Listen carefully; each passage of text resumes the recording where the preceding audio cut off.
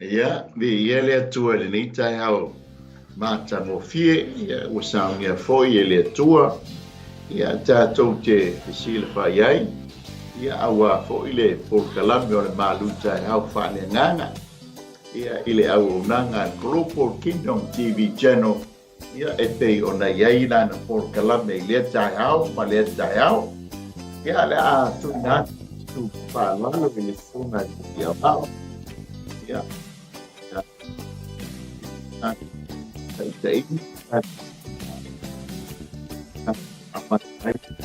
Ai hao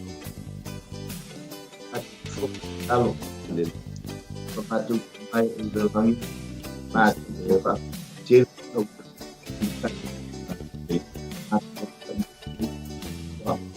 Oleh asilo le tuol masina na ruol matu fenga malanga. Haleluya. Afa tau muava lava matu sa. Malmatu flolang wa amatario le neitu sanga. Amen. Batai le tuol pokalama mata le malu kaiao. Toe a fisila fai foi mal malu lo watinu mo tanga fatu tua. Matu fa ya tu ya no fa pene sa mi mata pena ina mo mato. Matu fa ya tu le ola mal malosi.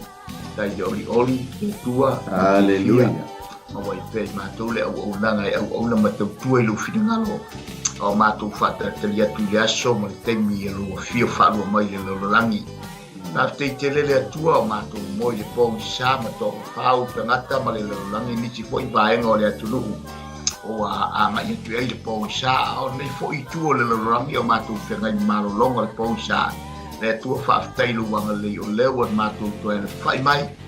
Wai toi fa nu ai lo mato wola o fa popo mai fo le yaso wai te wino aso le soi fua mo mato wola i le langi fa te tele le tua i le ola fa te le malosi te lo fa malo longa vi ia lo swapa e pa bau talo lita ao ma te no fo i le tu nei po kalam sa miatu ya ama ya tu lu mo le ya anga le fa mo ia mai le tua ya fa lao ina le mano lo nganga pa ia au la mal mana nei tai ao alu tai ao fale nganga ya wa fo ya ai fina ngalo tangata uma ina ia la tu doa le tua ina ia matu wa ai pe ya to oi temi uma ao matu savalingo fai nei ya matu te talo ya to oi ta tu te fo lau pe mo oi matu te mana mia lava oi yesu temi uma anga le family mai le tua ina fo ilo matu wola mo fa unga nganga fa ia da matu fa ngana ina lava ma matu ngana matalai ai no moni lava lo ngana pa ia la fionga i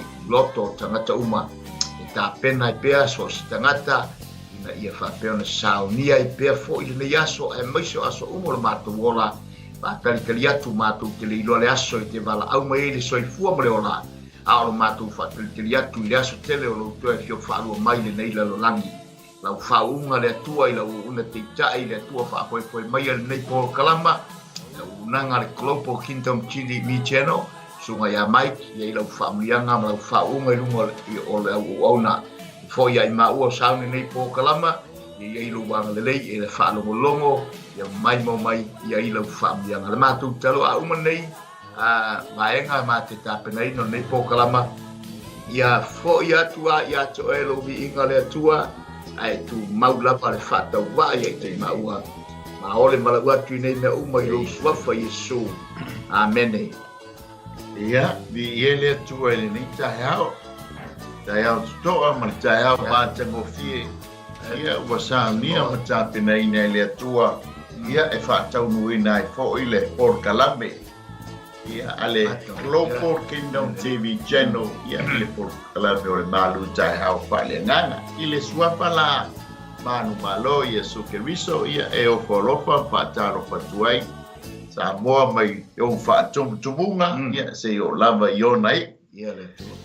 le fangaloina le pa ia mawalunga le lau le tala le lei ona tulanga fa lupe lupeina ia fataro fatu foi nai ma fafia ngai nga fatua ia e mai se foi nai fafia ngai nga malolo manu malo fa sai le tutampo inga fa tai stalo ia o papena ona whaonga ina e fo ia nanga ina nei mai tau amen ia a wha tali atu mo ia malona malo aso ala Amen. Mo ni la. ia faatalofa atu fo'i le aiga o keriso pea lava se mea o ai nei tanga ia faatalofa atu ia te oe malo le soifu alo le langi mama e fo'i nisi o atunu ia ua fa'asolosolo aga'i le auauli aso ala Yeah, mo ni ia la. oe fo'i nisi ia ua fa'asolosolo ina pogisapo o le afiafa ia ao le alava le taimi ia e mahua mai ai lenei auaunaga ia fa'atalofa atu a ia te oe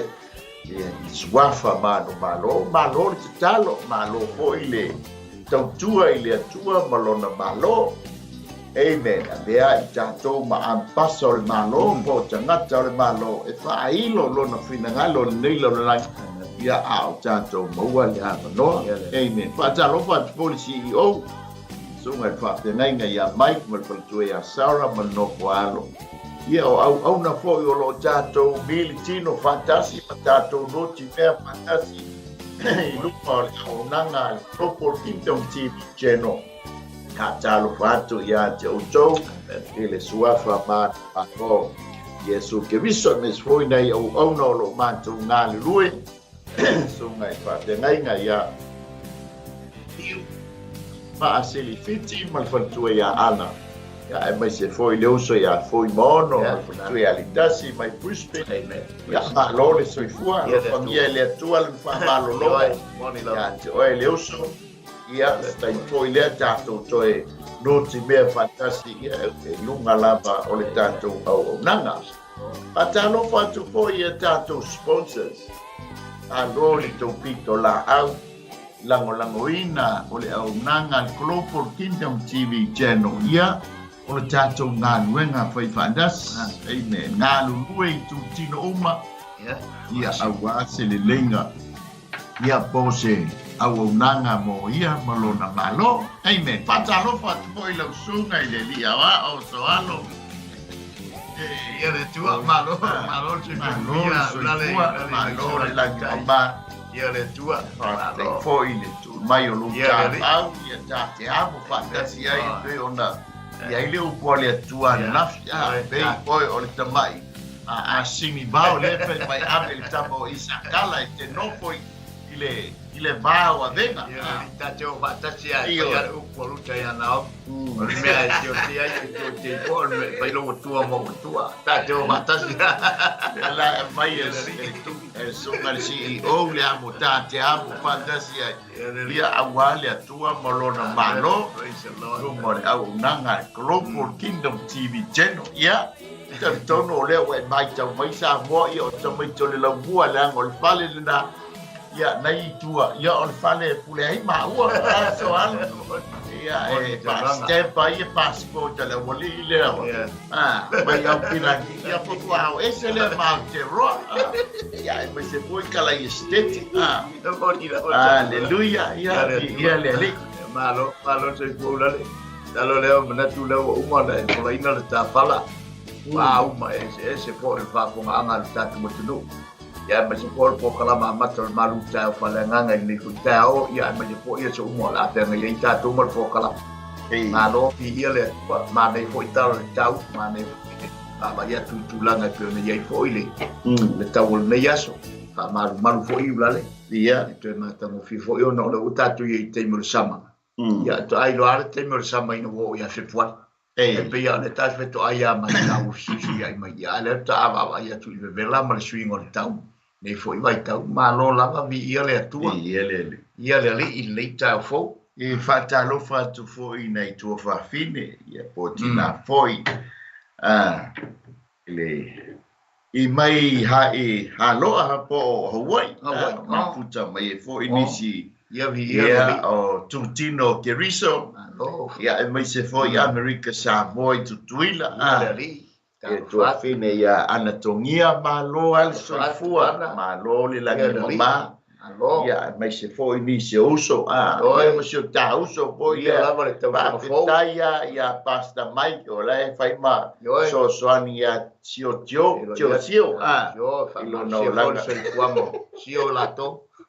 aleluia Ia o tali tono o tato malu tai au whale anganga. Pai po ele I kukaina lau malu tai au whale tino. Ia o le taimia leo le avani o le whalai. Ia, mea umana taun tapenga ia. Pena, wale kukaina o le malu tai au whale tino.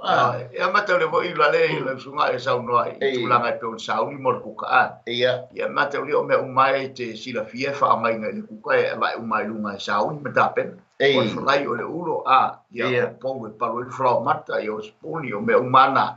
Ia o le suka o mea umai e pili wha pena, foi fōringa le upu o le atua. Ioi. Pena ma sauni le leiso se mea, ia a wale tapena pena ina, ia a wala e whakali mai le au. Le au tali, Ioi. Iutai. Sauni e tali le sua le ala, po le tio le tae ao. E peo le tūlanga nai peo nei, fo le upu o le atua. Ia e fo inisio malo, ia pe fo lao tutuila ma manoa, ma Amerika, ma Hawaii. Ia pe o le aso ala to wasa pati le nei. Ia po le aso lua ia so le vai sa pati. Ia po le aso fo ilo na balu e pe ona tala mai ai le tu spa ia. Ia mana ia fo ile manu ia fo ile o atu manu ba. Ia ta po ia ile tua. Ia ma batu se vi inga mas fa tai ile tua.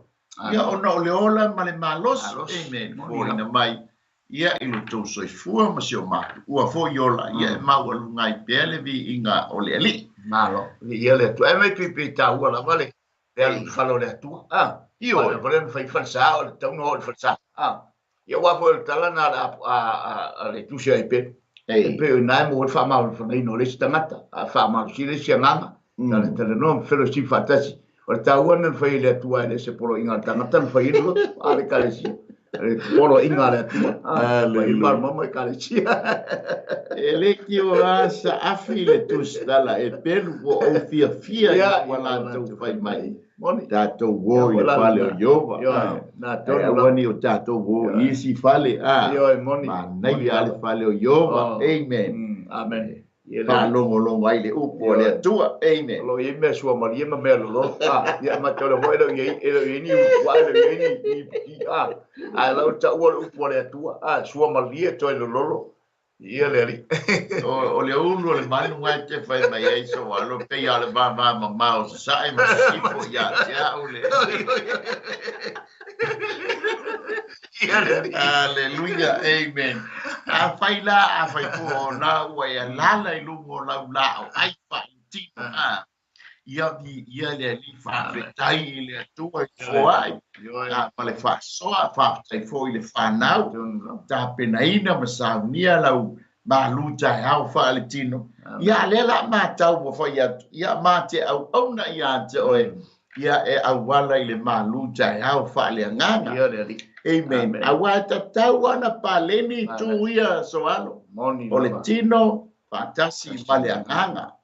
Amen. Awa le tele tatou i le fafanga le tino. Ona ba aia tulea ua mahaneia ma matango fie lo tino i le tino. Ai ba ia tu fale anganga ua fai asi. Ale mai ia ma teno walu i sui we ta mati ma to le la i sti so pe ia lunga fa ma fala ia mama ia mama fo i na ru le nga i lunga le mama o tanga ta mama ai le pale ni to balance balance sai te lunga ia na vai le o ma i ora le ta o le mea ngai fia ai el CEO le ta tanga wafo e tutusa le leita ua e ta i se lauma le titua tata e le ai la se ia ai pe te mama whaka aleluia ai langa o le mea whamapa mai ai le atua ia i sala ia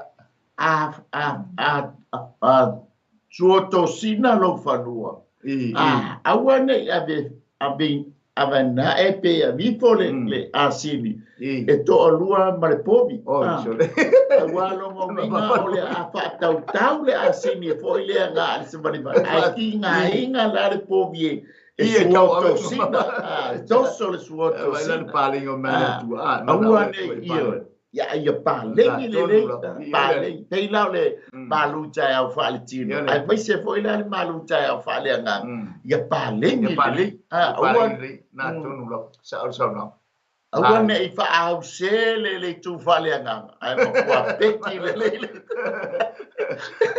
Pero le mana yo me vole le lua se lau pau na pusu male le se lau pau por pichu pau. Ya wa. Al me tongo pa ngi le vo ngo pau ngo tanga tele la pusu. Pa vo pusu. O ta masa ni vo te wa te le pusu ya. I ora pusu ngai e fitu fa ya. Hallelujah. Ora tato tu si fai tanza moaia o le evangelia le tamale o Ioane so alu. Ia o le olona mata u pues furuman. Ia tato fai tawia le mata u pule o fai u pues furulima se o fai u pues sumar balu. Ia ngato si le o la fai tau le luas furulima. Ia o le ama wai se tato balu tai o fa le nganga le leita. Tai au so alo pe mo fai ona e fongaina. Le leilo si u fonga i tangi. Ya, aleluia. Malo e fai tau le suli mana i le suli malvan. Le si ila le fai tau le suli ma fai patas ya. Ya. Ya, le le. Ya fa fonga mai e fai tau ina na fionga pa ia mo tatu le le tai au. Ua mulmuli atu ia Yesu Simona Petelu ma le tasi so. Oi lo fo e le so o le o si tau langa sili. Wa u fale o ia fa tasi ma Yesu i le mota o le o si tau langa sili. A o Petelu wa tu o ia i fafo i le faitoa. Na alua ne lea i fafo le isi so o na i loa e le o si tau langa sili. Wa tau talane i le leo faitoa. Ma au mai ia Petelu i le fale. Ona whapea mai leo le au teine na leo i le whaitoa ia Petelu. E leo oe ea le tasi so o le nātangata. Ua whai atu ia, e le o au. Ua tutu mai tau tua ma au na ua lātou tapu le afi malala. Aua ua maalili i lātou. Ua maalili, ua lātou mumuru ai. Ua tu foi Petelu whatasi ma i lātou. Ua mumuru ai. Si i whaitau whai upolesu ma le 5. Sa tu wai Simona Petelu wa mumulu ona lātou whai mai lea i a te ia. E leo e are tasi ona so wa whawhiti atu ia wa whai atu. E le o au. Ya, e whaitau malusu lona ulale. Lava mai. Ya, malo, Hawale. Nā, whai tau e. Sai ma le tātou whasoa le ni tai au. Ia le tu e Malu tai au. Amen. Whamunia mai le tua e tusa ma le whaitawina o lana fionga. Ia, po pea matu mau ia te ia lona mi inga e whaama mau. Amen. O le tātou malu tai au whale nganga ia e wha puina wha pea. O le atua wha mangalo. Ia o le atua fo i o le toe fuata ina. Amen. I la tātou mata ia o le tala masani so a. Ia, mon. Tala masani le tala lea le taimini wha fiti ai e Petelu ia. Ia lana wo polona. Matai. Hallelujah. Ia. Ai toi fuatai ai fo i Yesu le tangata le o Petelu. O le atua whamangalo. O le atua foi ia e toi fuatai nai tāua. Hallelujah. Dato mata i le tūlanga lea wa i e Petelu i le afiafi lea. Tusa e, mo le tala le tuspa ia. Pea i le tā o le se fulu i le afiafi lea o le aso tofi pea.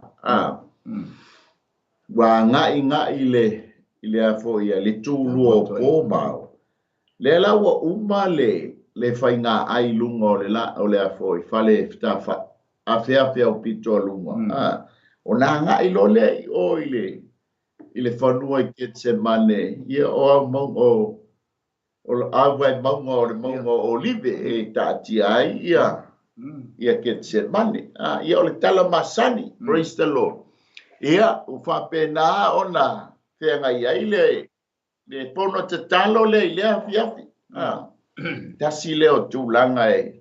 O tā pena le tātou sā, ma tātou wanga i lunga le tātou wholau. Ia, e mai se fōtu tōnu o tātou ainga, e tā hua i o le te talo aso. Tā hua tele. Tā hua tele le te talo. Tasi e o wahenga na matua tā pena Yesu, ia le tōs fululo, fululua lea ona so. Ia manisi na muli tai le latou whaamisiona. O le tatalo la. Lea ngai leiso tātou malosi, leiso tātou poto. Ia e whaamoe a tātou wala aua. I le ana le seleselenga. O le ana le afo ia. Seleselenga, ia e vea tātou ma sele. Ia e maia le malosi, ma le lotu tele. Ia e hala lava la le i tatalo. Ia, pei la fa mai o le tulu o po mao i le polia, na tau ma fai ai pete. E la vea ia Yesu na watu fita. Ia o le tala masani lea na tangotu ai ta maloa po i le pelu. Te tulo ia matipi ai le talinga o maliko o lo pui mala ia i telu lona mata ai ole o mai i le mabea o le lopo le ta le tasi o le ta le tolu nga i le mabea ma te ulia nga ave o le fale o kaiafa i le sasa ai ia Yesu le afiafi po le mabea o le wale avea lai o le fale mai ai ave lalo fale o kaiafa wa tasi lea o mata anga o lo ia i tono ia a lalo mai o le mongo siona i le fale o kaiafa amen o le la fa talitali se iao ia nga ave lole o le fale o Pilato la nga le tau mo e fangu Pilato la boy peto fa alele te foi tau ia i tala nei foi e bangalia ese viu mai ele awali le kona ma le tuli manu ma le tala e tas o me le pa u mai ma tayo e piki apu e mareko ia pe piki apu e luka ia fa u mai ele tapo Iohane tau ia li o to tolu le pe tala no mai le tu tino po le tua tino Yesu ke miso ai pe ese alta male o Iohane pe o li eta tu spaita ia pi tala noa mai i le tu fale ngang amen i pi fa pe na fo tato wa pi tala noa mai ki lani le tu le tino ia tala noa tato wele ni tone i le tu fale ngang se tau fa tu sa na i le ainga le ia te ona ia le matai o nga ia luka ia ese mai maritamo Ioane pe lana ia le tatu si fa tau lane amen e lua afi le la tato mata iai tato tusi faitau. O le afi mua o le afi na tā pena masaunia e le tangata. O lei baliu Yesu Keriso. O le afi lo na lua, o le afi na tā pena masaunia Yesu Keriso ina ua toe tu mai. Amen. Le la peona ia li tātou tusi faitau. Ia, o le mata matanga le a fai evangalia nei. Ina ua o i le fale o kaiafa. E pe ona ia li fai o mua whamai o le nga watu ia leo si taulanga, ma pe telu, ma le tasi ona so a. Ia. E pe lao na ia le tātou whasoa i le leitai o le atua whaamangalo. O le atua fo i o le toe fuata ina. Amen. Pe fon tātou tala noa na po, awane e whaangata le atua pe a tātou whale tonu. Amen. Awa fo ini o tātou whaamuta ina le atua. Pe a fai wa e se ma o ma se se. Wa tate whale tonu lo i le ala. Oso mai lole ma le tia apolo. Matua o omia i tā ua. Whaavai baia i tā ua. Mai e le koe whaamanga loa o lua i le atua. Ei o le atua whaamanga lo. Amen. Pei lao na tātou mata atu iai. E tusa ma le tātou whaasoso alu. I le nei tai au. Ia pei sau whaapopo tusa ai ma le tātou malu tai au. Ia le li. Mana ia le ua e. Tau ua whailong whaata foi tā o nanga. Ma le po kalama le au tū foi o le. Tā malu tai au nei tai au fo. Ia le li. Mana ia ua e. E pei lawa na e tau tala mai. Ma amata mai le tūlanga e pei o. Na ia le tā malu tai au. Al baba ia tu ngol mata tu fo i nim ta upu e pe ona e sauna fo i o e pe o tu singa ia fo e pe tai tali tu sala ia ia ilo da ese senga e pe fo na e sauna ia fa tu sanga io me li fa pe ni me bo ni lu ta pe o e yo ia a pe o kila ni ia pe fa tu sala ne li tino o done pe o fa na ngale Está tau se mea pa. Io no example for example tau fa ise ta fa inga i te po Hallelujah. La wa sa no i va nga moni la wa ele se senga nga tu singa la amata yo male ko maluka ye pi te le tu le na ma fa ye al ta non foi la mata ngal me tau no pa le ni me le va la u fa pa le ni le na o ma ye yo nei la na viu malana tu singa e lo ai ta tu te va e tu ele de mafa ma le tele o le tamale o Ioana i le tu fa le nganga o Yesu ele fa le spiritual le mafa ma tau tala i Ioana langa o Ioana i tau tala i me fa le nganga e tau tala i le tua tau tala i a Yesu e malama o le lama i tulta e pe autu e pe o le fa mangalo ya ta mata fo i tulanga ua e pe o nei fo i ma pe te ruina fai ma le tātou wawa ai tūlanga na whai pe tau na puipuinga pe ona i sauno ai. Le puipuinga o lona matai. E alofa pe te, ai o tangata alofa. O le tangata fo i ese le fia whaalangolango, whaalatalata i a Yesu. O musi le fia le li ai fo i pe te lu tangata lo Yesu. Ai ai ana vai vainga, pe fo o tātou ia. Ai a vai vainga o le tātou o unanga. Fo i tātou whaalatalata, no whaalatalata ui le au na le atua, whaalatalata tu i le atua. Ai ai a vai vainga a o ia vai vainga e ia le sona mani mea o mai le tu e tau tatu ia e pe valana tau vai pe te ruia i le puipuinga o lona matai ia le na oso ai whai le mea le tau whaia e le fina ngalo leo le atua a wai foi tūlanga whapea na sa wai e sui ia ia le me fina ngalo i le atua e se foi o tatu manatu tatu te mana e puipui se mele lei ia al tūlanga e pena ia i upo le atua mai o tātou manatu aia, ele o tu sama le finingalo le atua, pena vāvāva mao, sa sae ma sisipo, le langi le lalolangi, e whapena fo ona na tumatila al finingalo le atua, ese mai o tātou langona ma tātou manatu o se mele lei, ia ai leo se mena e finingalo le atua, ia ai vāvai atu tamta pu whamangalo le atua, ai ai fo i le mea o mai le atua, e mwhaitu e fuata ina i o tātou manatu mo tātou langona, ia awale fina ngalo le atua ma le tatu o unanga ia o tatu puna no wai lana ngalo e ngai le o mani wala awale atua la ia le amen e wha manatu mai a ia te i tātou le ngai e tātou te le tonu pēr ma sao te le tātou sāmalinga i lungo le ala ia ma le tātou ola au auna i le atua malona malo ia fori te me sasi ai le tātou au unanga. Moni la. Le ngai leo moi le fili e whala ve labe ai a tātou. O le lana fo i le apito la au. E saua e wha sala vei ma tapa tā ua ma pala a. Moni la. Ina ia awane o tātou o i le manuia. Le le manuia le sa ai le fili. Politi Apollo. Ia po Lucifelo le teimi a o ngoa ia Lucifelo. Na mata le mamalu lea, na mata le paia lea, na mata i whaamanianga ia. A lea la walu ese, o la nanga luenga la lea pai. Awani o tātou wo o la i manuia. Lea la fo ina whai, i elita la Yesu le nga whai le au Farisaio ma le au Tusiu. O tau le tau ma whai e ave ese le tangata, ia awane i o i anau le atua.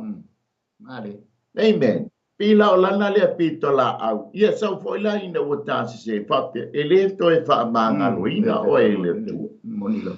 Aleluia. Ai ole matafa ioi le a le tua. E wha mangalo o e wha mangalo a. Monilo. Aua te popole fua i tala i tangata. A whai foi la o iei se wha le tonu iate. O e fua au ia so alu. E wha mangalo au ia so alu. Ia pe wha mangalo fo i so halo ia tia. Ona wha mangalo mai leo le atua. Amen. Amen. Lea ngai le ma whai ona wha mangalo ina i tā ua. Pe a le wha mangalo tā ua i lesi o tātu. Amen. Ai awa nei manu o le fili so an. Amen. Moni Tā ua wha pe e le to e wha mangalo ina. A lea mai o le tātu malu tai. Au wha lea nganga le li tai au. e fa mangalo le atua a fai foi la sai ai ni matangi na oso le nei tai au a o ta pena le tu le malu tai au fa le tino amen o matangi te ia oso po ni fa po ia oso pa po sei ke ia foi le wale manui ai le aso ne te o sitinta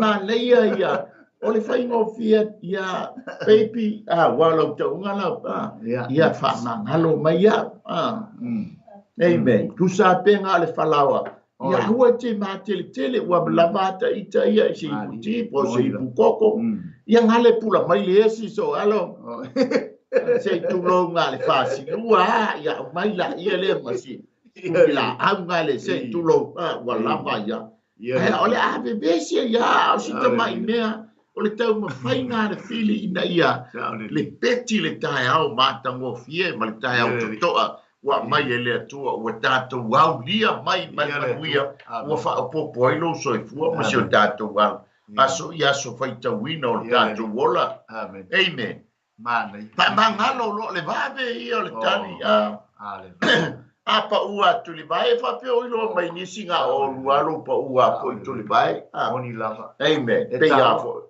tau tele lale o tala ia no wai tau tele nei fa peta ite o to ila lo pato tuli tina la ai na o lu ai vai se to ila lo foi ele o se to ila lo popo wai manu malo vai ala fa ma mai tina ia lai au to tuli mai fa to se fa ma fa fonga le tua tuli le ngala o na lo to mau na o tato lo vai wingo tina ia e mai ai le mai runga io se me foi ma le ia ma mata ngo pil kai au na pona e saunua ia tatu maua i le loto whamangalo e mawhai ana to i tu vai po to lua pe a po fa to tu ia bi ia le o ia pete mfaina to tu li sia le ai ia pe ia fo na tina ia ono tina o la ta pe na bele le moni la sa ili mi ona ta fa ta vol tu se fa tu sai le bata fa ta wa moni la ma mau le moni la ma sila ma le ba ai ali tina to a wa se man wi o le ainga ia ele o lo ma ia la wo lo to li tali moni la baby wonderful ba ngalo mai ya saula ia talulu lima ya inu la wipu vai ai ngakula wipu kofe ya bi ia le apena e fa ngalo le tua langa sila fia le e fa le tonu o e fa le tonu vai la ola na matala me e che vai o itanga me o ya fai matau a me uma ale tina cho vai o te vai ya o ya te tel sa o tonga wa mtu o mata fa ngalo o tata talo le tua pe inse inga po yo le po cha ya mai te po se upo le tina va mate ya o me uma ya wala o mata talo fa ngalo fa to se tina al timle o ele ya o le o ta ko ka me fa chai lo ya cho la lo chuma dai chai al memoria se o le ata ngai lo ai chole se ma tua mana ya tele ta ma haleluya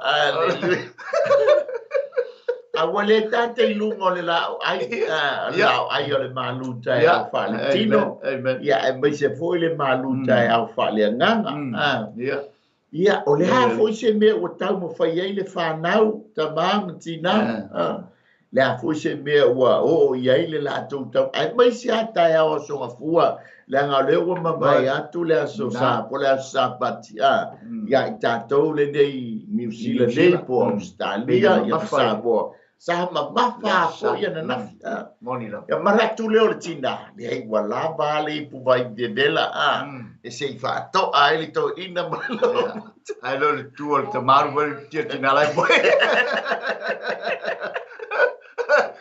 mama ya ai fai fo lai moia le ile tamau le ainga le wa patia pata o tina pa italia ya moi sa o ye pa sa aleluya e pa mangalo le tua ya ita o ita fa le to amen ka wale me o lo salamo confessi lumo le li. Halo le. O ia foi, o le atua na te toe fuata ina. Te loe ta te whaia loe ta te tangi lo fato ese i le atua. Ona liu alo mai o le atua. Ma toe ati na e i ta ua. Ma toe whafo i sia i ta ua. Ma toe fuata ina o tata tangata ina ia. Ta muli tai e pia i le ali i molona malo. Le angai le ia se tonu. La fo itala no mai le tuspa ia. E whaafitu nga fi. Whaafitu nga fi. Ona pa ule hami o tonu. E mai se fo e whaamangalo. E te tau na whaafia. Whaafitu nga fitu fo e whaamangalo. E se vaila le te. Ia wana, wha Yesu le li. Wei, te li wha te whaafitu. Ia whaapopola le Yesu. Hei malonu mela Yesu e tamu whai. Le ala wai o le. Whamasinonga o Yesu. Toa. Pila ona ia ile tatu sfaitau. Ua muli atu ia Yesu si mona petelu. Ma le tasi so'o ua iloa foi le so'o o leo si taulanga sili. Ua ulufale o ia whaatasi ma Yesu i le mota o leo si taulanga. O si taulanga sili. O lea lai e le so'o le e o atu whaatasi ma petelu. La e wa taitaiane Yesu Keriso. Taulia o le wa ave o ilumo i le whale o Kaiafa. Ea i le tolu le vaveao le o taunu ua i o. O taitai atu e fita. E whamaila nisi o whamtalanga al whai e mangalia. O to tonu la o le whale. Lea lai e whaamumu ai le afi. Ia po le tale no fo i lumo le loto o le whale. Wai o te mili nei le atasi leo mātaanga. Al whale o pilato. O i min whale o Kaiafa. O to tafa la le whale o Kaiafa. O lo o ia ile le whaatangata, statues.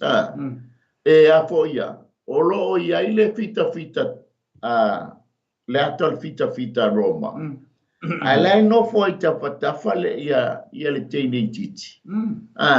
Alala tu lungole. Ole tu lungole tau au le fita Roma. Ia le boa. Luso o le whaatangata le tau mai i. O le vaenga tonu lea na tutu ai pete. O lea wafo i tōtonu. O le au na po le au tautua. La uos taulanga. O le teine i titi. Ia ma le fita lea nga. Dala noa ia petelu. Pe ia oe lea lai mulu le afi lea. O le afi na tāpena ina.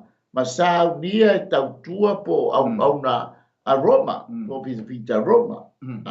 O lea langa tutu le afi lea ma whaamumu le afi lea. Ona lefa mai. Ua maali lili. Longa winga i malulu. Vaveao foi. O lea lai. O lea la fa mai le tātou tuspaita. O na ole i to tonu o ai foia. O Yesu le o taitai atu e fita. Ko e luakwa i lole ma lesi so o lea. E tonu ma inga la e fai mai. Le iloa po le tama le al tustala o Ioane. Le atali o Sepeteio. Lona uso le tama o Iakopo. O le tasi la le o so, o le ana o i tutonu o le fale. O le si mai tau po le tala. Le lopo o le tama o Niko Temo. Leanga o io le o tu la fono, leanga o le fai mai. O le so o lea. E loa e le awosi taunanga. Masani ai. Pe masani e fo. O le si fai mai. Le lopo o le tama le o Iosefa le Arimatea. Leanga e masani le Ios taulanga i tangata ni. Ma taulia fōle tama lea ina ua. Tau i maliu Yesu Keriso na alo i a Pilato. E whaanoi mai le tino Yesu. O ngolefa mai, o le soo e iloa le lei e la wosi tau. Ala tono le o petelu, tu i fafo. A le tele, o nisi o talitonunga po le whamtala mai ale tus paia. o totonu le ia le afi. No minga la tala no mai wa o fapo le lopo wa le o le mea le abi ia Yesu. Ai tau tu lo le afi le. O le afi o lo tala noa. O le afi o lo tala noa ile appearance of God po le awa mai o le atu. O le afi fo o lo tala noa. O le wha masinonga e whaatino ai li whaamisinonga a le atua. O le afi fo o lo tala noa e tofo ai au ngā nuenga ma tātou ngā nuenga. Amen. O lo ta ua mai o le kenese suiva fai upo e lusku wha. Le ulua i tā ua o le upu o le afi i le tuspa ia. O lua i tā ua le upu afi le tuspa ia. Le laifa mai e le kenese le suiva fai upo e lusku wha. O na wha toto wha ua ifo lea e Jehova i Sodoma ma Gomoro. O lea, o le te yo ma le afi mai a Jehova mai le lani. O le ua i tā ua le o le upu afi i le tuspa ia.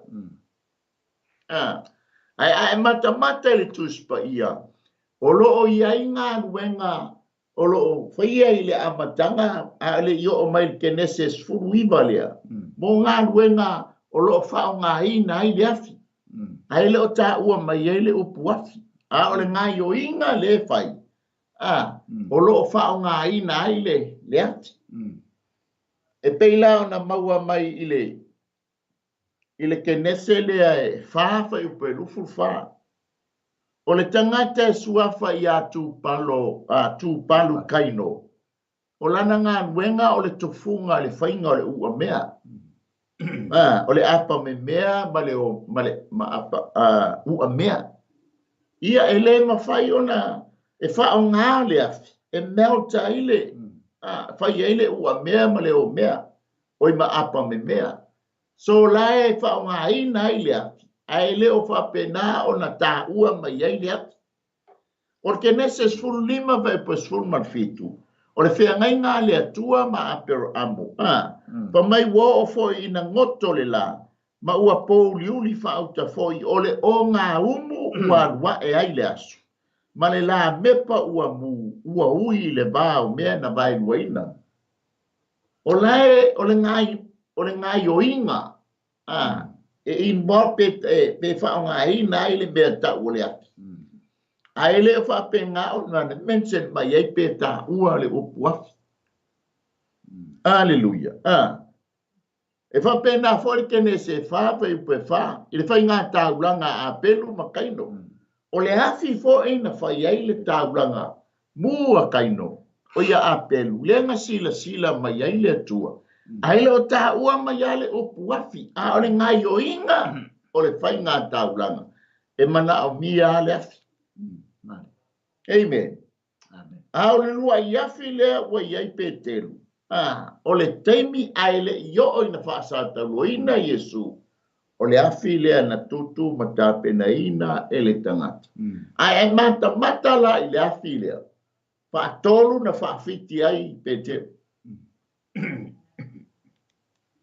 Ai sea. A wafo i lea wafai aku le au auna. Fai atu le teine titi. Fai atu le fita. Ia pete. A lea lai kuku tafo le afi soa. Ia peisa u wha popo. I le afi mua lea u taho iei. Usai ma le tātou. Wha soa i le leitaia. Ia le tua. Malo. Ia le tua whaftei mo le. Wha tau whangatatala ina. Wha tātal tā. Leo inga tonu e pe ona ia ile. Le tā whaiswaitau lea o le tala no i le afi. Le emu muru ai ma wha mawharapana. Le tā ua i o le afi. Tā ua tele. Le tā ua ia wa le tātou te wawa ia tu ia. A tātou wawa i foi pe oni ata ia mani. Ma le ata mai o le finangalo le atua i le ona nganga pa ia. Ia tau foi o le atua o le afi le atua. Le afi e maa mai. Foi le nganga pa ia o nei tu ia. Ia o le afi o le nganga pa ia. Ya, te le nga whaat lunga pe fo ne o mai tu si tau wha mau ni ai. Ia le tua. Ia tu ia. o te mo le sa tau a e lia mana o miar le afi fo i na ua mai fo i le tua le afi ala aule fa tu mu i vai ia mal au dia le afi ia le na mai da pe ta tu va ia tu fo ia pe fo na e le tua le vai tau ma le tu la fo se ne tua ia pe fo na lo fia le la langi tua ia e tu la vai ia o mai le mo mai e su ia le la langi na a o tatu ia i toi taimi o le atua ma le fio ma tatu fa te tu le fio mai Yesu ia le la lang tua ia e fa na fa o mate le afi ia a o le la lang ia o ina lo fie le vai ia o le la lang le tatu sau ni ti ai mo na fa o mate e fa o mate le afi e pe o vai nga ia le tate va e tu mai tau tua i tu langa e pe no le tau le o le tu langa e ai le e mana o mia le afi o no fa ma fa na ina fo tatu e fa ma fa no ina wa ta wa ia au fo te mo malulu ia ma le taimi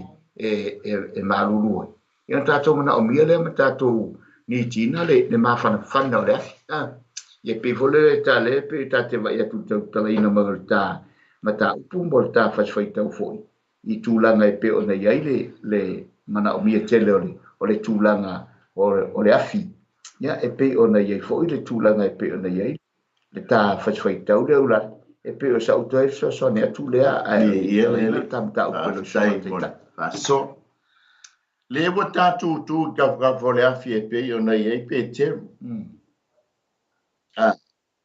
tatou mai tau o le afi le wata tu ai nei tafa o le afi na ta pe nei na masa ni e au na ali po tanga ta Roma ia atonu fo au na le au sta blanc o le ala e peila ona au mai fa mai o pe telo pe fa me fa po sulu ono wo chutono o pe telo le watu i fa o le so ola le ngai loa nga to e sau i fa fo pa mai nga to e sau fai i le teine titi le fai tutoa e fai i a pe telo e sau tutono amen ke loa o i loa inga ai mata ia o ia pe telu ia e kai mi ka ko ke le o i tonu mangi fo le tato le afi fa le nganga e ma ngai ia le tato wo e pa lata i le afi fa le nganga e o tato te tu ma mau peila na baba ia tu mose i le afi le la aua o la mu ai le afi ai le fa matia fa mai le o mose o te fia o te fa lata i o le afi amen se yo te mata pe ai se me ta o la mu le la au i le afi o la sa o le afi ai le o fa matia le la au e pe o se va inga e fo ya mose o le ale atu inga la au o la mu sai le afi wata tau na mu ai le ai nga makua ola la ola le la au ala mu ele amen te loa o ina ta ho o i tonu le afi fa le nganga amen na sila mai leo le lalo langi e longo fia o le la au le fato anga le atua ele matineia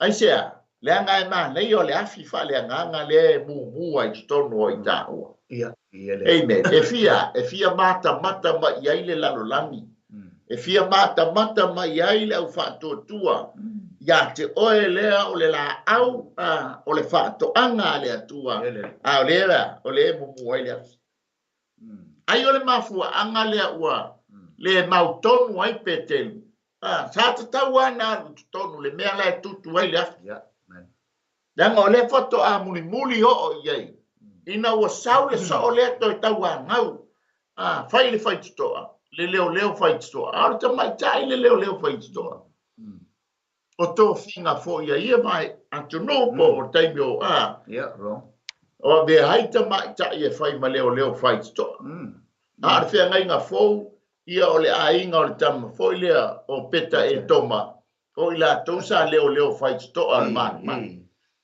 amen ia e fa tai ile tua le tupa ta mai tai le fenga fo wa mana ia Le mafuanga le ngaba ai atu lo le tamaita ia petelu.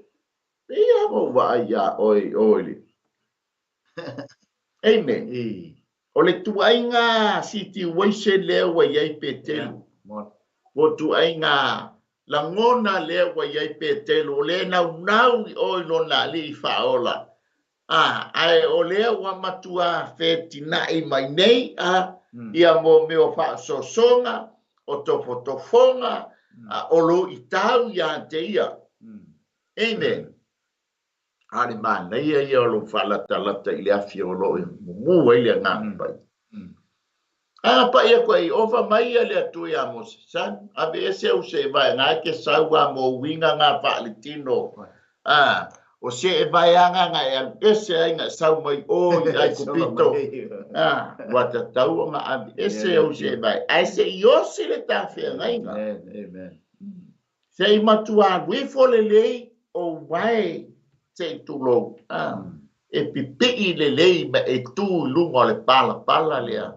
Na fai ai o e pe mos. Ole feso ta inga. Ole pala le na fai ai o e mose male pala le. Ole ata ole tafia nga inga mana ia. Ai tu mamau I fafo. E makau lia ole fili ma le tia apolo o langa lea no fuanga o fafo I le mea o loo iai le tau faitangi a we ma le lili bawoni. Amen. Praise the Lord. Amen. Na mafuai o na o tonu pe telu le mele. Ala tu lo e wa te tau le o solo ma ele ngata na ma lili le fefe fita. Wa ma lili le tala le tene titi le o fai atu ia te o e nga sa ma puta wa Yesu. E fa mai pe telu. Ia le o Ia te mitati stu ai ta fole afi Valentino. Amen. Ka te whanongo ngā kua mu wa the dela mea ngā au manatu a le tonu ma manatu a whaato I lalo ai ta ua. Amen. Te ngata o lai lela wa hagu tonu e pei lao na ieli tātou tusipaita.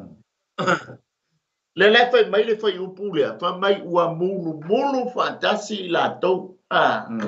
O le taimila lea lenga fai mai ua maa lili. Awa tu foi petelu fantasi ma ila to wa mulu. O le ala awa tu wai petelu ta folea. Ono lona ma lili. O le fo ila awa tongi tu ai malimo petelu o le afia wa mua.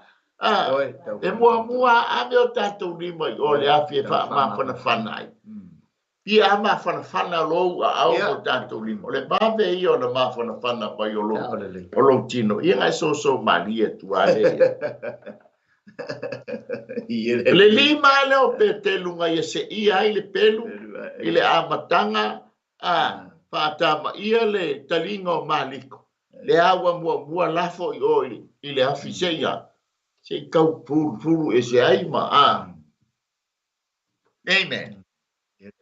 Fa'afiti lo leo petelu lona lua lale. Amen.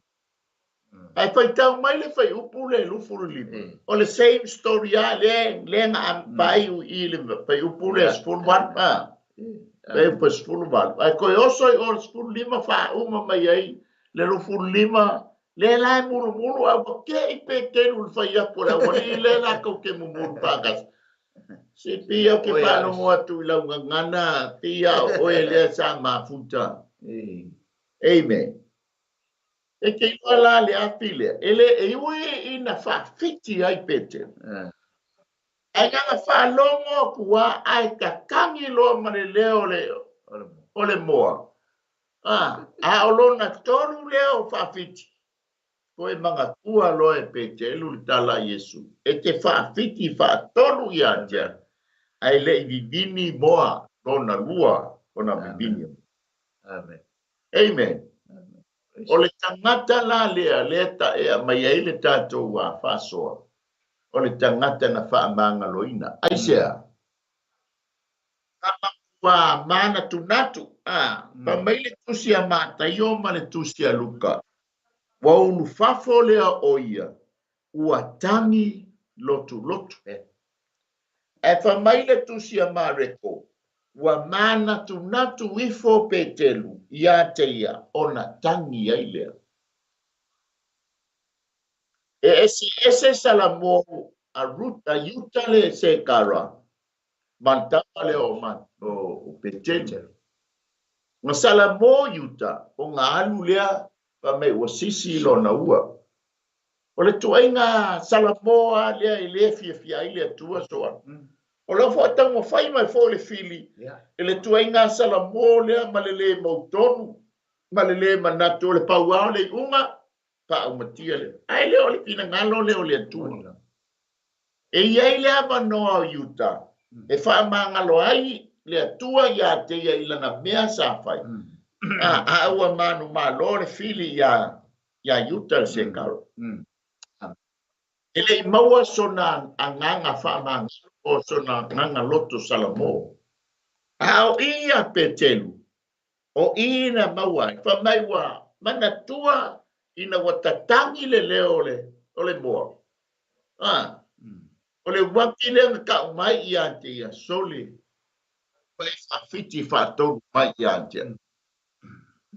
E noi o le tāua ia o le tātou sao le leo te whaalongo ia. Ianga o le whainga lea le fili e sau whaaso e sama mai a ngā leo se e whaale tonu ai o e whaale tonu ai. Ai ona o le pai mai a le leo o le moa lea po le toa. Nga whawhangu ai ma whamanatu ia pe te lua tala Yesu ia ia. Pa mai o na mana tu natu lea o le tangata ua. Wana la ngona, lona sese, ma lona whaaleto. Nga whaia onga mai loa le, lona manatu lea wa whaia onga mai alo na mawhau ia te ia. Tonu loa i le manatu i petelu. Ua sese ia. Ona whaatino lo lea i lana tangi. Ua malingi ona loi mata. Le afi lea. Pasani ona. Fosi aita ua maunai mai aita ua ele fili. Ina ia ta whaafiti a Yesu. Ai whaaptai ina ua maafona whana ni mo petelu le afi lea. Na toi mawailo na mana tuna tunga lele. Ua ia salamo i le mea ua ia whaia ua pawhiti lona matai. Mai ona tangi lotu lea. O le tangi ua matua ma su le tangi. Pea foi o oe. Aleluia. E pea la ngona ia i siotama ma siotina.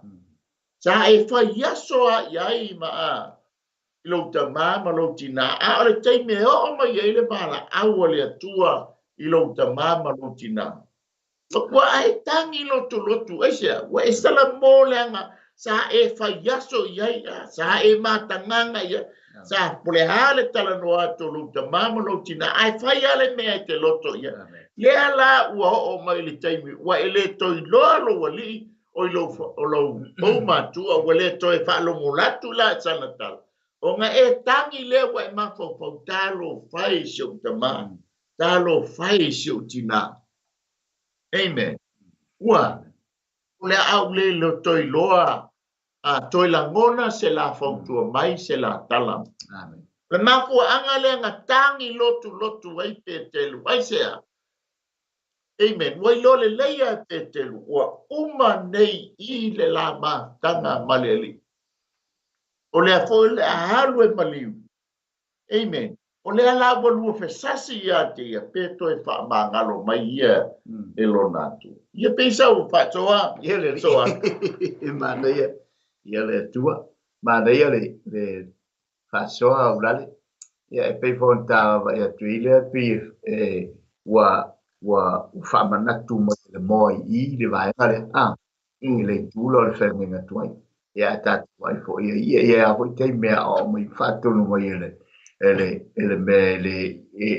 isona mau fo le tangata le wa tatu te tu e pe fo ona tatu mata I le fai tau le ia ile tula ngai pe ona ia fo pe te awai amana tu pe te le fa mau le mau Yesu ia i lana tala te whawhiti whatolu mai a tau. O le vini moa. Te whawhiti whatolu mai. Whamaiara i awa e pita i le tati tala noa o no le mawhana whana lea o le api lea na sau nofo ia i tūlanga e mana o mia la walo tātou so i le mawhana whana o le api o le nganga pa ia. Mana o mia i le tua le tātou so i ai. Ina ia whaama mai nei tātou poe whona e tala noa i tūlanga o Mose, ia malwheta lei ngā lea tua e whaala talata i oe wawa ai mata. Ia anga e tu fo i Mose o la anga ia tu mamere tau na anga ia tu iai ona ele opa ia e. Sia mai lea tu iai mea tau whaama mai, wa fo tātou mai tu leafi i mea tau whaama mai na leafi. Tā ua fo i leo leafi. Tātou tala noa fo i sem politiki o le nganga pa ia. Ia e pe ona iai le whaamawhana whanei no i tātou tūlanga o le afi o le nganga pa ia lea. Ia le fo i la tātou te mata tu mtawawa ia tūlanga e pe ona i le tāpena ina pea o le nei tangata o Pēteru.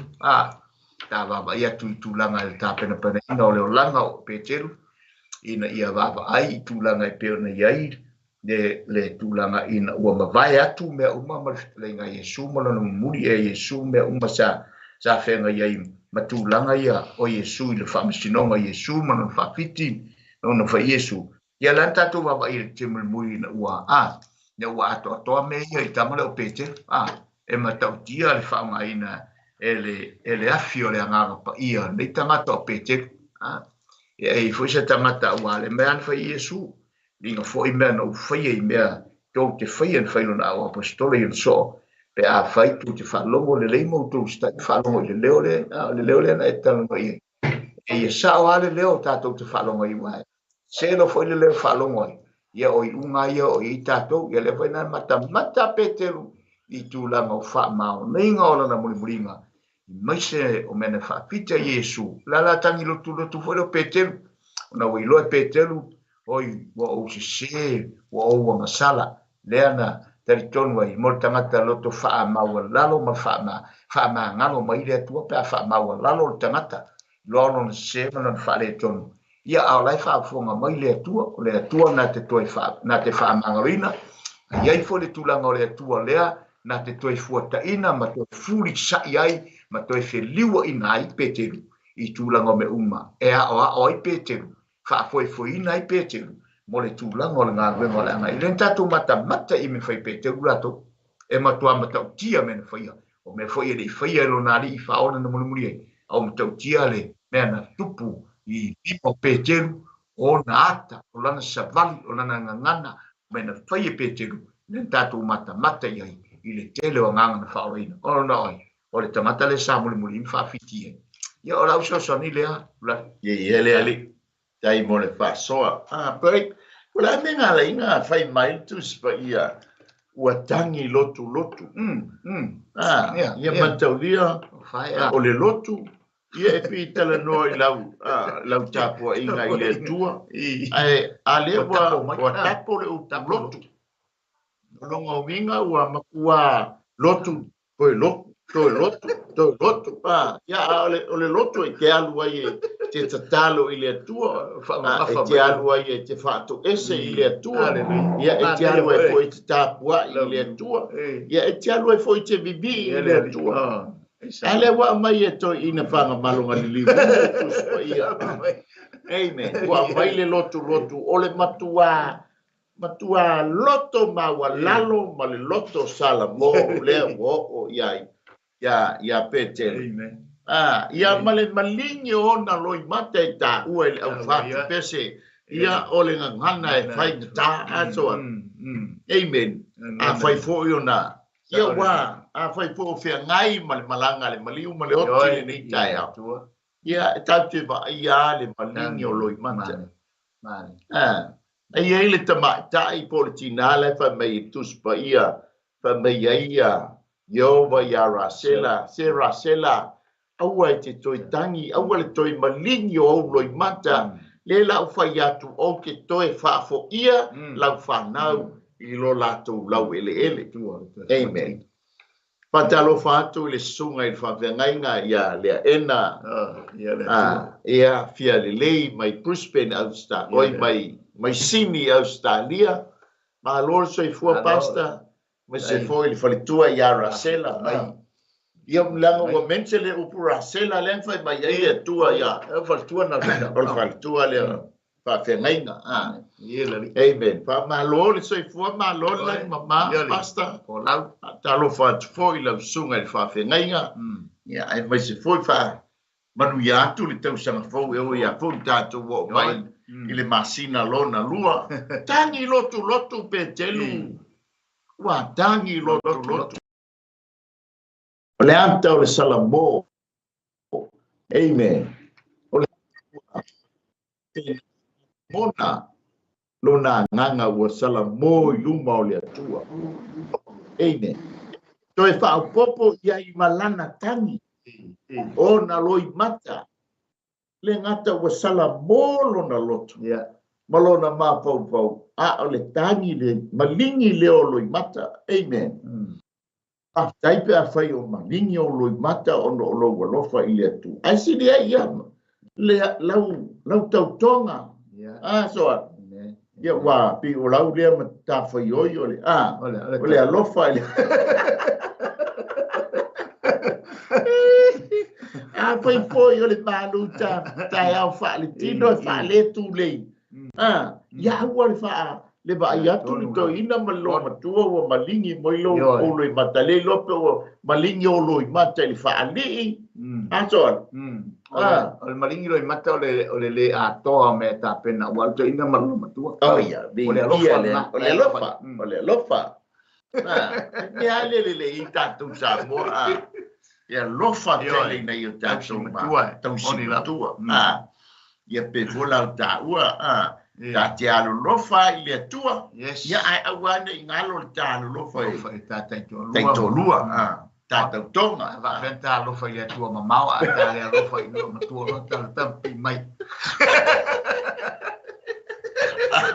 haleluya ia wa fa le tu le lo le malu ta ia fa le tino ia nga pe fo le wa fa ia le lo matua fa pe na le lo matua sa le leila amen le ala wa manatu pete kalo fa ia ole ali fa to e fa banga lo ina o ele tua le pela o tangi lotu le ma be a ole asfroile pata no le o lo le malamo le tae o le asa. Po le asa pati ia po le ua yaso le fai sa pati ia po le aso man. O le tangata mua le na tapa Yesu. Amen. Ale ala tala ele tala no ma ia mata yo maluka. Ai me se fo yo. Ai o le tama le o ma reko le o le tama na la po ina ma. Le fa manga loa Paulo. Ile la malanga ua wa telefoni tama ile fa tu lisi ile alo ma ile kina ngalo le tua ma toya ese mai e fa nga malanga ma o ma reko le an fai mai tala mai ma reko fa mai Yesu alo fai ele o fai ma reko ale tala mai ma reko le tala Yesu na fai itina ia na o asi le tu ma o e ta o yo so a toa ma petelu. Amen. O le ata le tau moli mai. Le whaamanga longa e Yesu Keriso o petete. Tau yo so a toa ma petete. Amen. Ai tatala mai la le tatou tusi le al tusia a Ioane lona mata o po lufurtas. O le afi lona lua lea. Le la tatou tala noa ye. Le afi mua le na tapena ina au na ale awas taulanga e po fita fo le na bulu ai peten le nga fa fiti ai peten toi tangi lotu ai peten ma ua malingi ai ona loi mata. Amen. Hallelujah. Ai tatu tala mai la le mata o po lufuntas o le o to e tu mai Yesu Keriso na ye woti ta pena lo le Yesu Keriso fa mai Pai upule iba. Ua tuta o na iloa lea o le afi malala. O le ia fo'i ua tunu ai ma le aretu. Amen. Mataulia o le amatanga e ae mai le whaiva ua ngao. Ua asa le whaiva. Whai leo Yesu ia Petelu. Petelu la folau penga i le tu tau mata.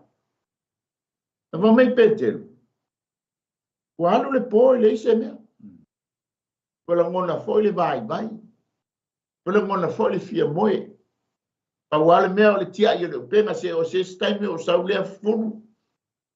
Toso le maa ia se itatia pa mea o le mamao mai male sabi. Pa wale mea o le fia malolo. Ai uia i lea. Ai ona o lau feta lainga Yesu. O lea lau tu e tu wai la lupe.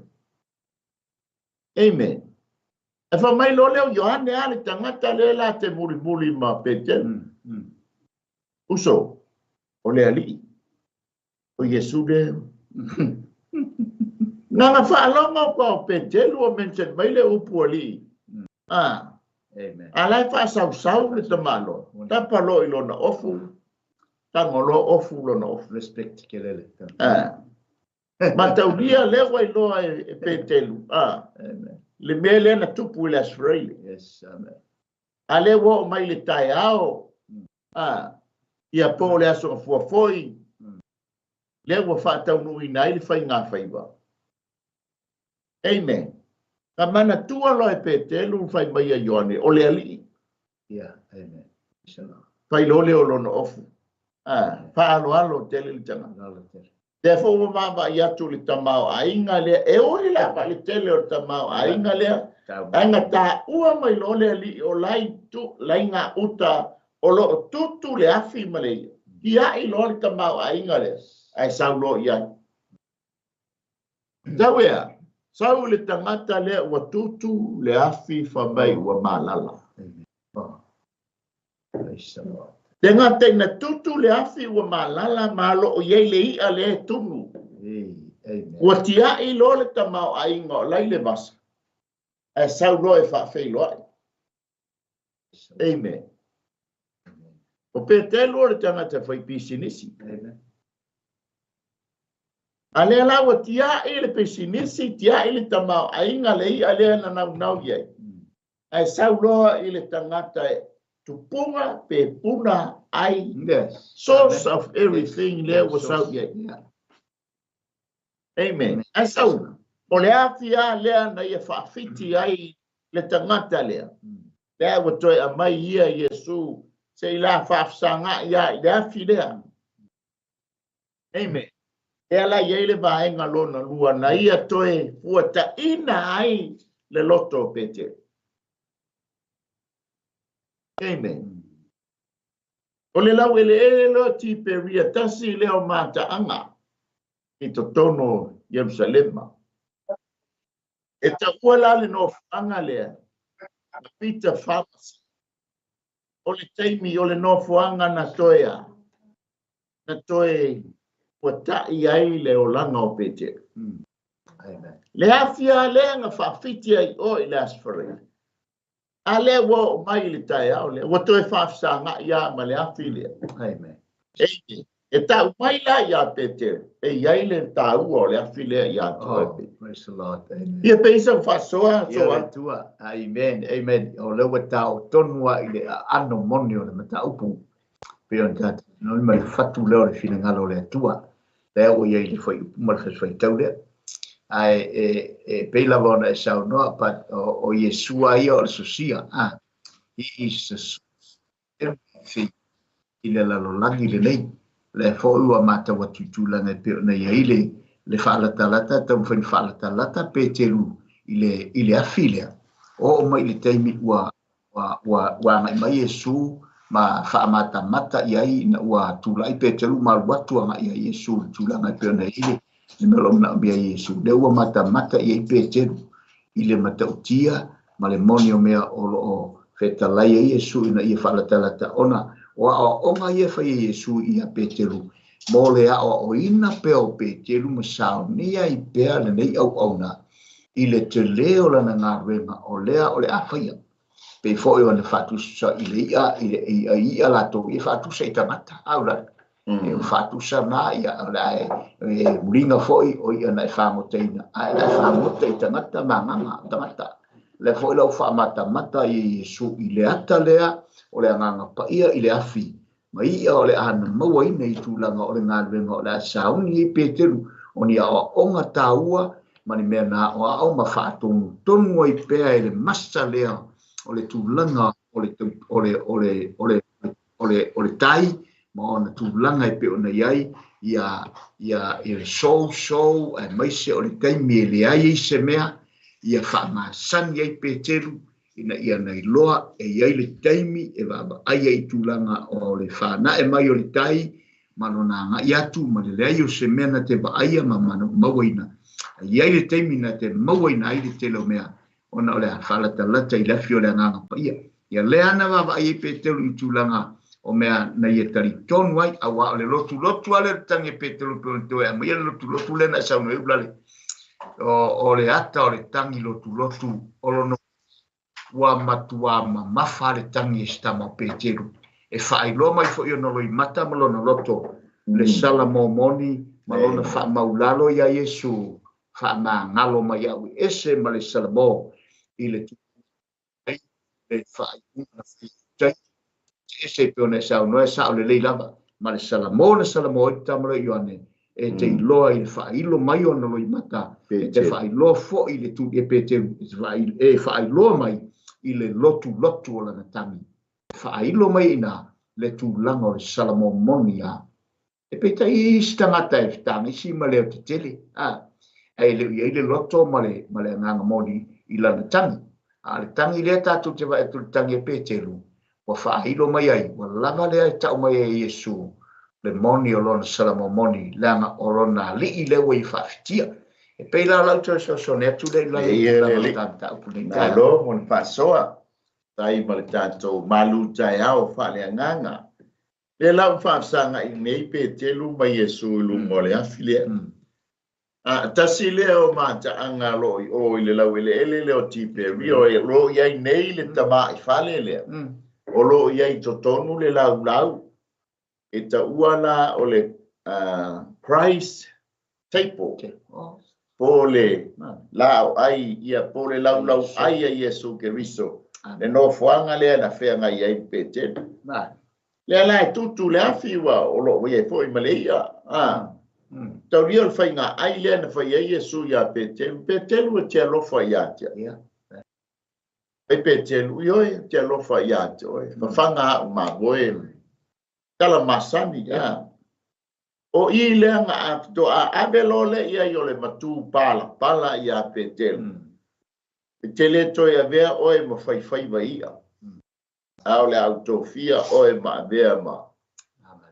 Ma fai vai tangata. No fai atu le amatanga o lo tau ma fai le file lu ia te o to e pe o le saito.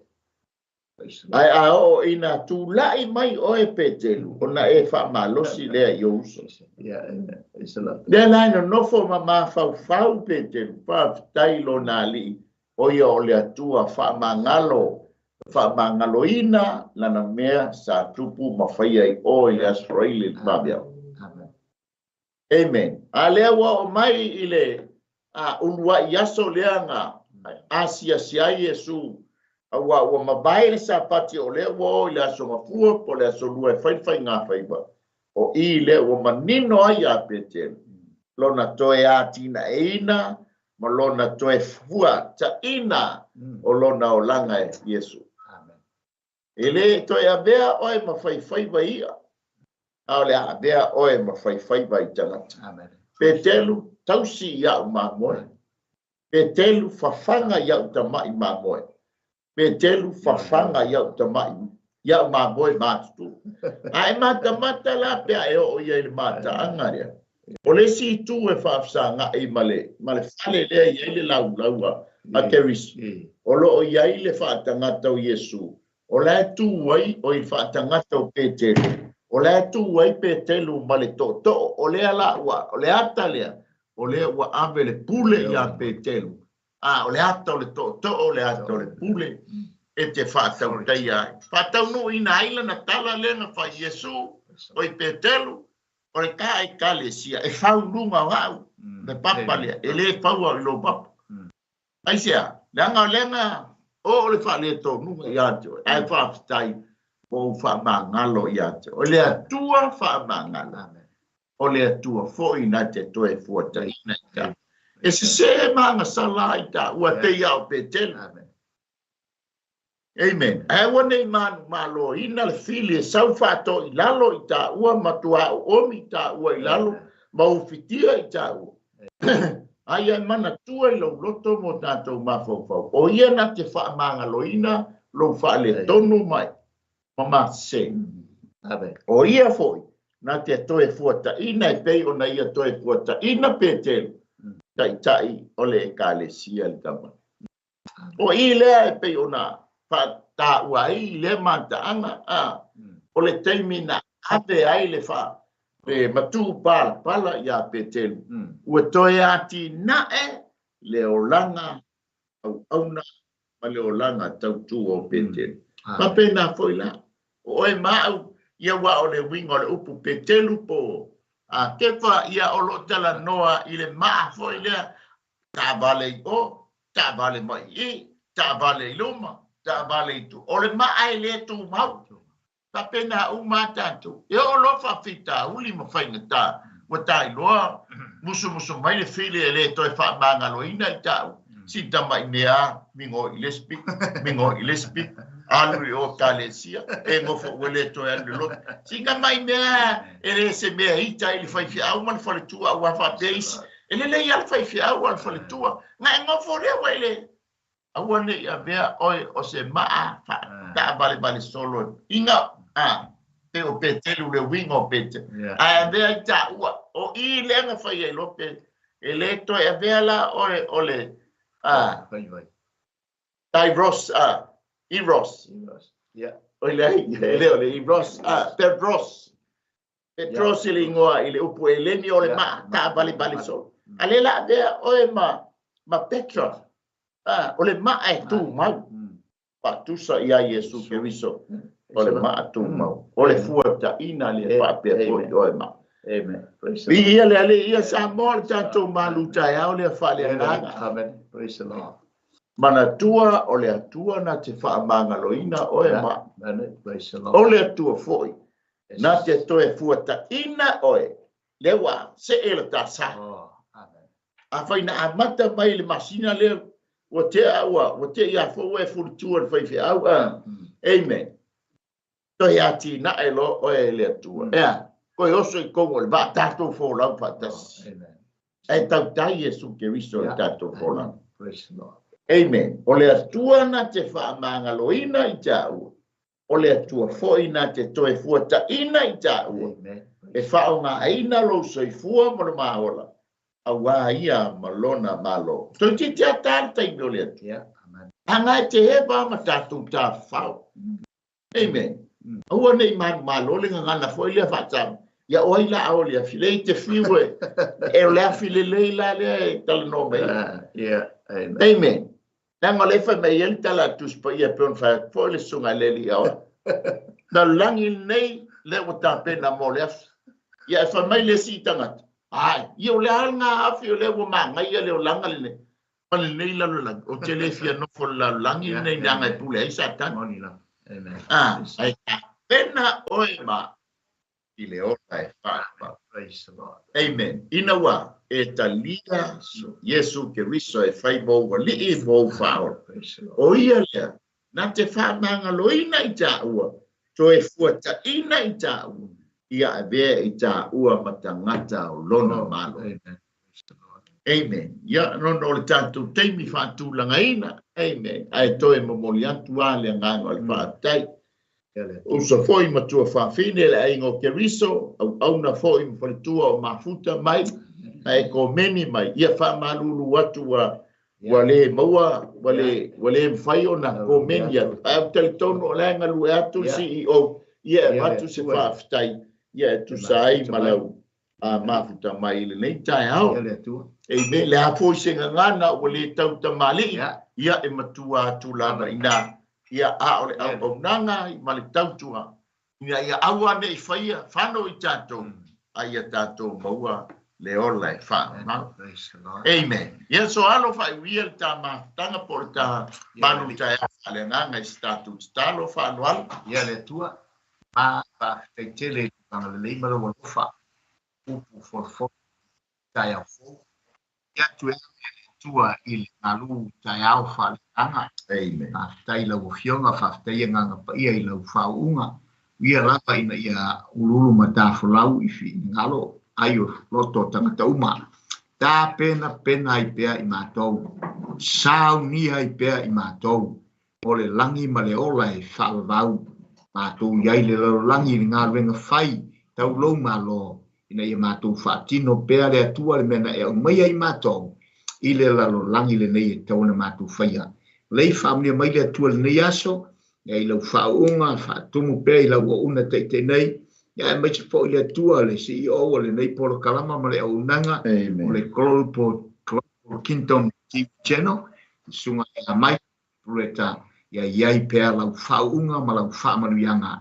Mātou talo lea whaamanuia le atua I lau whaafonga. Ia lo watudu o e mafuta mai o lau o whainga renga pa ia. Ia I lo wanga leia I la tau whaamanuia nei aso I fuafuanga ma lava singa I se e tau toi. Mafuta mai se ia tupole nei aso I toi tāpenanga fo I le atua o le nei aso e ala I lau upu fola. Ia iai ma tu mau pea lau whaunga I lunga ia te I mātou. Le mātou talo lea. Tuma mai lunga I mātou umalu alofa tu noa le atua le tamā, le atua le alo. Ma le maftanga whaiwhai pea mlaua nganga pa ia. Ei māsu malaba o I le whaavau lava. Amen. Amen. Amen. Ia tu e whaafta ia tu e ia tātou sponsors. Ia tu sai foi ma le tau pito la au. Ia a tātou ngānulu e mo le atua. Ia le lo whaafta e foi CEO. Ia mo le insinia o le tātou por kalame. Ia ai whaasoa pe tufa le tātou kau nang. Ia maua lunga I pēr le vi inga o le li. Oro iei misi a tātou por kalame o lo whanga solo mai. Ia peo na iele au nanga le sunga le whawhengaina ia whiu alesi. Ai Samoa, ia tu. Ai mai no e mamao le ala. Ia toi ki mai leo lau la au.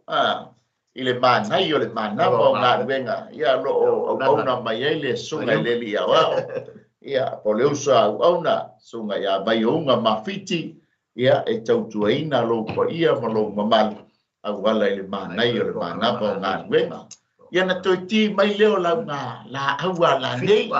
Ia po le a fole ono pe a pule mai alsi I o. Ia po le ali taime. Ia a wale la ai a tutu. O Yesu o lo ia le to wola pe o la a ai ai pe te luma. Ma le au so o lao ai le na ta pe nei na Yesu. A wale au fai faiva. Amen. A o le nei taime ia ma te whaato whaaso fuatu. Samoa mai Wellingtone. Ia o le lau mua o Aotearoa mai New Zealand. Amen. Mai ai kalai stete e taua I lunga in makako. Oi, tau lunga I kati. Kateia. Ia, whātou whā, saipua, manuia. Ia leri. Hey sis, where are you going? Oh, I'm just heading out to find a place to send money to my uncle in Samoa. Oh, why waste time and petrol? You can use UP Group Money. You can send money to Samoa and it's really fast. Really? Yeah. Can I sign up online? Yeah, it's really simple. Sweet, I'll do it now. Okay, bye. Bye. Sending money to your loved ones in Samoa has never been easier with the UP Group Money Transfer. Our service allows you to transfer money quickly and securely from the comfort of your home or anywhere in New Zealand. Your family and friends can conveniently pick up the money from over 40 villages across the Polo and Savai. No matter where they are, we've got you covered. Our user-friendly online platform makes sending money a breeze. Just visit www.upgroupmoney.com. Sign up and start sending money in minutes. We're here to help. If you have any questions or need assistance with signing up or sending money, please don't hesitate to contact our friendly support team at 09558 2896 or 0800 877 328. or visit us in the office at 6/22 Station Road, Otahuhu, Auckland 1062. Experience the ease and reliability of UP Group Money Transfer today. Your family and friends in Samoa are just a few clicks away from receiving your support. Visit www.upgroupmoney.com now to get started.